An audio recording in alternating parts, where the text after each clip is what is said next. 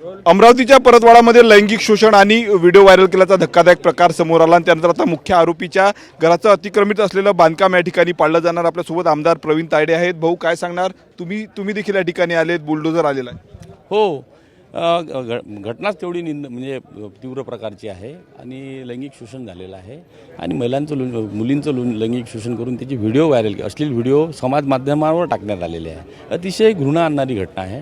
त्याच्यामुळं मला मी या प्रकरणात 4 दिवसापासून संपर्कात सगळ्या पोलीस डिपार्टमेंटच्या संपर्कात होतोच, नगर परिषदच्या सीओच्या संपर्कात होतो। त्यांना विचारलं मी याचं घर अतिक्रमणात आहे का, तर ते म्हटले जिना आहे। काही 5-10 मिनटं 15 मिनिटांनी मला त्यांनी सांगितलं बघून, आणि आता वरच्या मजल्याची परमिशन नाही का ते बघा म्हटलं, ते पण नाही आहे। त्यांनी 30 दिवसाची नोटीस टाकलेली आहे। अतिक्रमण जे आहे ते तोडल्या जाईल। यूपी पॅटर्न दिसतोय परतवाड्यामध्ये। यूपी पॅटर्न तर जाऊ द्या, यूपी पॅटर्न नाही, पण हे जे करायला पाहिजे ते करणं आवश्यक आहे आणि ते केलंच पाहिजे, ही मी या मताचा आहे।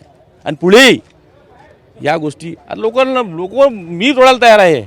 बोला, मी काय म्हणजे काय वेळ एवढ्या भावना तीव्र असल्यामुळे लोक तोडायला तयार आहे, कारण घटनाच तेवढी वाईट आहे। आता जर ते अतिक्रमण तोडत आहे तर कोणी हे नाही आहे ना। नक्कीच अत्यंत घटना ही निषेधार्थ आहे, त्यामुळे अशी कारवाई केली पाहिजे असं आमदार प्रवीण तायडे यांनी सांगितलेलं आहे। दुसरीकडे आपण बघू शकतो या ठिकाणी बुलडोजर जो आहे तो आणलेला आहे आणि काही वेळातच या ठिकाणी जे बांधकाम जे अतिक्रमित आहे ते बांधकाम पाडलं जाणार आहे, ज्यामध्ये मुख्यतः जिना जो आहे तो जिना या ठिकाणचा पाडला जाणार असल्याचं समोर आलेलं आहे। कॅमेरामॅन निकेत दहातोंडेसह मी स्वप्नील उमाप, TV9 मराठी, अमरावती।